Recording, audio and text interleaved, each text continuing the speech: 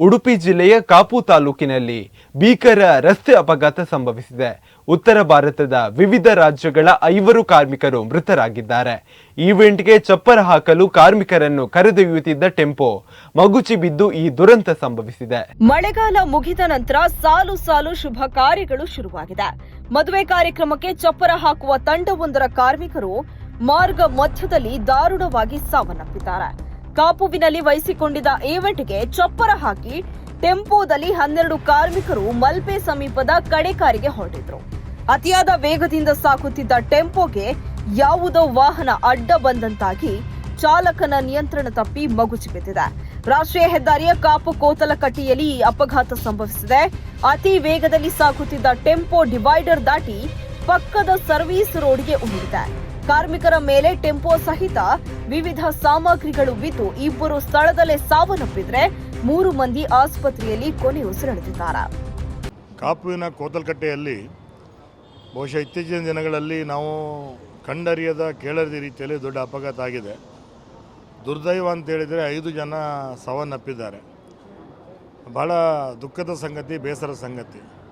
ಹೊರ ರಾಜ್ಯದಿಂದ ಇಲ್ಲಿಗೆ ಹೊಟ್ಟೆಪಾಡಿಗೆ ಬಂದಂಥ ಜನ, ಡ್ರೈವರು ನಮ್ಮ ಲೋಕಲ್ ಅವರು ರಂಜಿತ್ ಪೂಜಾರಿ ಅಂತೇಳಿ ನಮ್ಮ ಅಲ್ಲಿ ಕೋತಲಕಟ್ಟೆಯವರು, ಅವರು ಡ್ರೈವ್ ಮಾಡ್ತಿದ್ರು.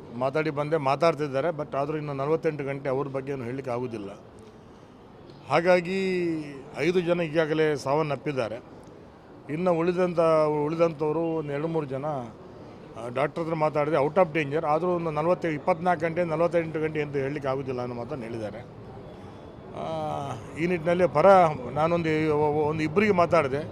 They are all from West Bengal ಅಂತ ಹೇಳಿದರು. ಹೀಗೆ ಇದು ಏನಾಗುತ್ತೆ, ಬೆಳಿಗ್ಗೆ ನಮ್ಮಲ್ಲಿ ಒಂದು ಪದ್ಧತಿ ಇದೆ. ಉಡುಪಿ ಪೇಟೆಗೆ ಅಥವಾ ಕಾಪಿ ಪೇಟೆಗೆ ಬಂದಾಗ ಬೆಳಿಗ್ಗೆ ಒಂದು ಕಡೆ ಅವ್ರು ಕಾಯ್ತಾ ಇರ್ತಾರೆ. ನಾವು ಅವ್ರನ್ನ ಕೆಲಸಕ್ಕೆ 8 ಜನ ಬೇಕು, 10 ಜನ ಬೇಕು, ನಮ್ಮ ವಾಹನ ಹತ್ತಾರೋ. ಹಾಗೆ ಹತ್ತಿದಂಥವರು ಬಹುಶಃ ಇವತ್ತು ಭಾಳ ತುಂಬ ನೋವು ತಂದಿರತಕ್ಕಂಥ ವಿಚಾರ. ಅವರು ಇನ್ನು ಅವರ ಬಗ್ಗೆ ಐಡೆಂಟಿಫೈ ಆಗಲಿಲ್ಲ. ನಾನು DHOಗೆ ಮಾತಾಡಿದ್ದೀನಿ. ಆದರೆ ಆದಷ್ಟು ಬೇಗ ಪೋಸ್ಟ್ ಮಾರ್ಟಮ್ ಮಾಡಿ ಆ ಬಾಡಿಯನ್ನು ಬಿಟ್ಕೊಡ್ಬೇಕು ಅನ್ನೋಂಥ ಮಾತನ್ನು ಹೇಳಿದ್ದೀನಿ. ಪೊಲೀಸ್ ಇಲಾಖೆಯವರಿಗೆ ಮಾತಾಡಿದ್ದೀನಿ. ಅದು ಕೂಲಂಕಷವಾಗಿ ಯಾರು ಎಲ್ಲಿಯವರು ಏನು ಅಂತೇಳಿ ಅದನ್ನು ನೀವು ತನಿಖೆ ಮಾಡಿ ಅನ್ನೋ ಸೂಚನೆಯನ್ನು ಪೊಲೀಸವರಿಗೆ ಕೊಟ್ಟಿದ್ದೀನಿ. ರಸ್ತೆ ಬದಿಯಲ್ಲಿ ನಿಂತು ಕೆಲಸಕ್ಕಾಗಿ ಕಾಯುವ ಅಪರಿಚಿತ ಕಾರ್ಮಿಕರನ್ನ ಟೆಂಪೋಗೆ ಹತ್ತಿಸಿಕೊಂಡು ಹೋಗಿ ಬಳಸಿಕೊಳ್ಳುವ ಪದ್ಧತಿ ಕರಾವಳಿ ಭಾಗದಲ್ಲಿದೆ. ಹಾಗಾಗಿ ಗಾಯಾಳುಗಳ ಹಾಗೂ ಮೃತರ ಗುರುತು ಪತ್ತೆಯಾಗಲು ಸಾಕಷ್ಟು ಸಮಯ ಹಿಡಿದಿದೆ. ಮೃತರು ಮತ್ತು ಗಾಯಾಳುಗಳು ಬಹುತೇಕ ಪಶ್ಚಿಮ ಬಂಗಾಳ, ಅಸ್ಸಾಂ, ತ್ರಿಪುರ ರಾಜ್ಯಗಳಿಗೆ ಸೇರಿದವು.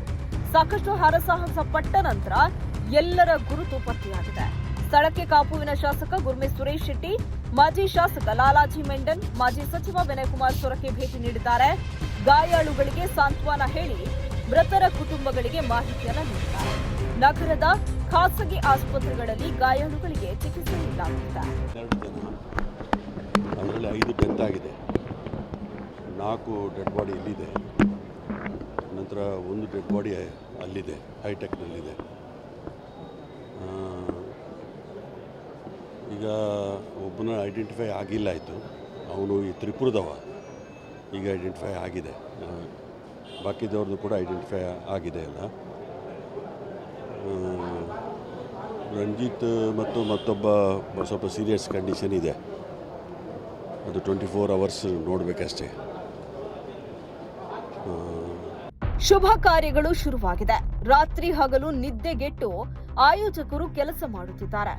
ಒಂದೇ ದಿನ 2-3 ಕಾರ್ಯಕ್ರಮ ವಹಿಸಿಕೊಂಡು ಒತ್ತಡದಲ್ಲಿ ಓಡಾಡುವುದರಿಂದ ಈ ರೀತಿಯ ಅಪಘಾತಗಳು ಸಂಭವಿಸುತ್ತವೆ.